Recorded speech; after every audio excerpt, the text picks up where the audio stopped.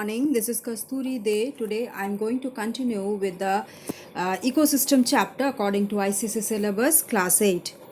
Okay, so I stopped my last video. I would discuss the abiotic components. Now I'm going to discuss the cultural components and the rest of the chapter. Okay, so let me start with.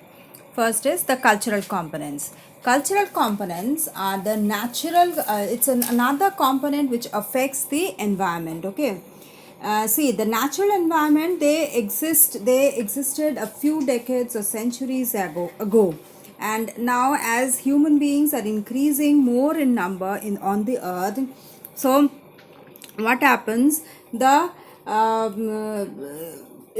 they have modified the environment according to their needs. Okay, and due to this new inventions, they have made new inventions and which have made life comfortable for the human beings, but they have made a negative impact on the environment. So these components, these cultural components, are the components which are created by man, by human activities, which has influenced a negative impact on the environment. Okay, so next is interactions between biotic and abiotic components of our environment. Okay, so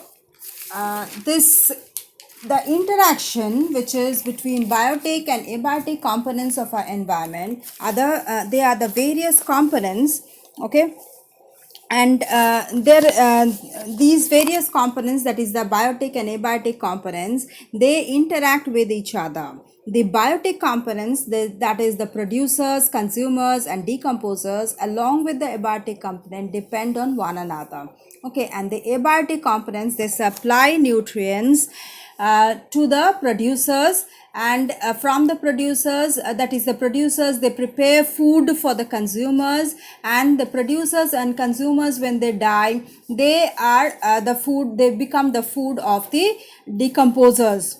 Okay, and they decompose, that is they turn these simpler substances of the producers and consumers, when they die, the inorganic substances, they are changed into organic substances and they are returned back to the soil. They are changed into nutrients and they are returned back to the soil, which are taken by the producers to prepare the food. Okay, now the biotic components link to each other by food chain or food web. Okay, next we come to food chain. Okay, now what is food chain? It is a series of organisms that are linked to each other through a process of eating and being eaten form a food chain. Okay, it is a series of organisms that are linked to each other. Okay, like for example, here the solar energy is absorbed by the producer, and the producer, that is the grass or any plant, okay, that is eaten by another animal, that is the herbivores, which eat these producers, and the herbivores are eaten by the carnivores, the secondary consumers. Okay, the carnivores, like here for example in this picture we can see that the grass is the producer and the grass is eaten by the grasshopper. This grasshopper is a herbivore or a primary consumer, and this primary consumer is eaten by the frog, which is a secondary consumer, and the frog is eaten by a snake, which is a tertiary consumer, and final consumer, that is the hawk, eats the snake. And when all these die, they are decomposed by bacteria and fungi. So this completes the food chain. And what happens when the decomposers decompose these the plant and animals which they die, they convert these decomposed material into nutrients, which are given back to the environment and taken by the producer again to complete the food chain. Okay, so this process goes on. This transfer of food, this requires a flow of energy, which is unidirectional. Okay, it is unidirectional flow of energy, and different habitats have different food chain. Like on the land they have a different food chain, on in the water they have a different food chain. Okay, so in this way the food chain is in different habitat, it is different. Next we come to tropic level. Okay,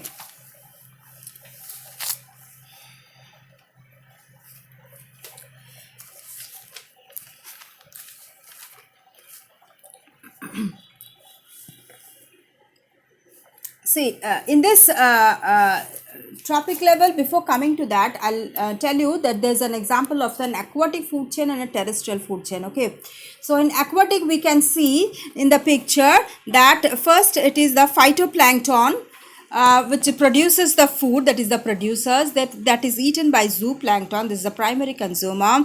Then it is the secondary consumer, that is the herring, which is a type of fish which eats the zooplankton, which is eaten by tuna, that is the tertiary consumer.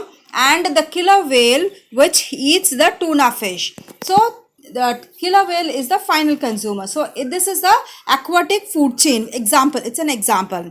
Then terrestrial food chain, we can see the flower, in the picture we can see a flower. So that plant is eaten by the grasshopper plant, that plant is a producer, that is eaten by a grasshopper which is a primary consumer. Then the grasshopper is eaten by the mouse, that is the secondary consumer. Then the mouse is eaten by the snake, that is a tertiary consumer. And the snake is eaten by a hawk, and that is the final consumer. Okay, a quaternary consumer.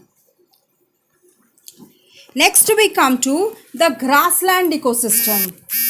Okay, so in this grassland ecosystem there is also another food chain. Okay, so there is the producer is the grass which is eaten by the primary consumer. Here again the grasshopper is the primary consumer, secondary consumer is the mice, tertiary is the snake, and the final consumer is the hawk. And that is again, when they die they are decomposed by the bacteria and fungi. Okay, so this is the food chain, this is the grassland, and the forest food chain is an example. You can see this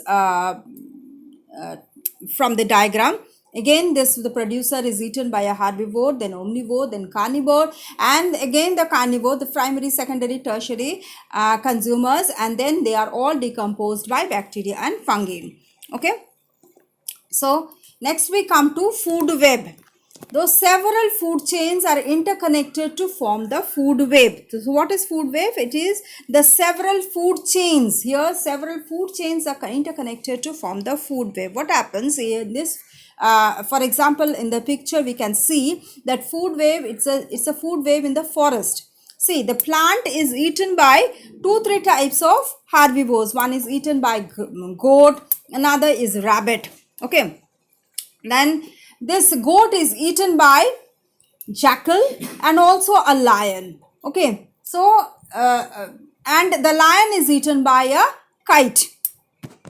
Again, the rabbit which is an herbivore or primary consumer, that is also eaten by jackal, and jackal is eaten by lion. Okay, now the mouse, the rabbit which is also eaten by the mouse, and the mouse is eaten by a snake, and it is eaten by the kite, and the kite is eaten by a lion.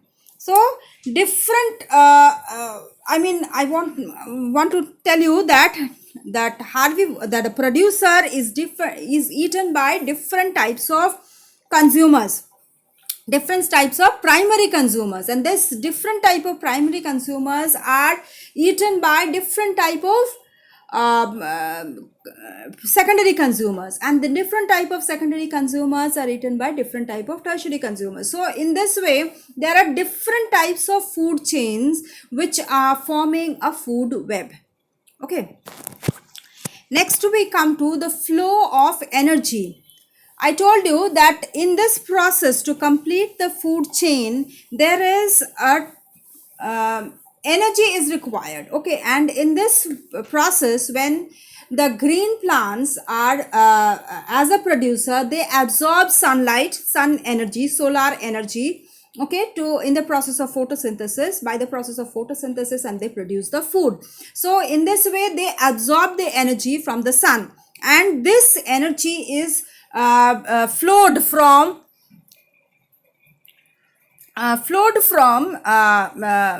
this energy passes from one level to another, from one animal to another, on organism to another, till it completes the total food chain. Okay, so only green plants, they trap solar energy, and all food chain starts with the plants, and energy is transferred through the food chains.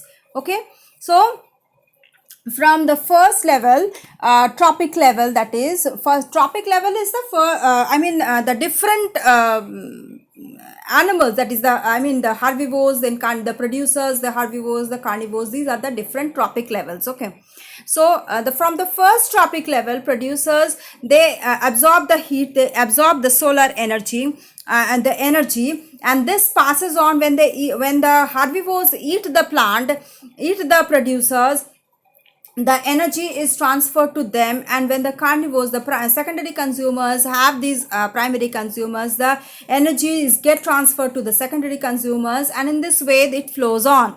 Okay, the energy flows on. Okay, so this with this I stop here. I'll continue with the next topic, that is ecological pyramids, in my next video. Excuse me. Please go through this. If you have any doubt, please do write in the comment box, or you can also write in my email ID. Okay, and if you like the video, press the like button, and if there is any fault in my video, please do give suggestions so that I can improve my videos. And if you are a new viewer to my channel or not subscribed yet, please do subscribe to get the notification of my next video. Thank you.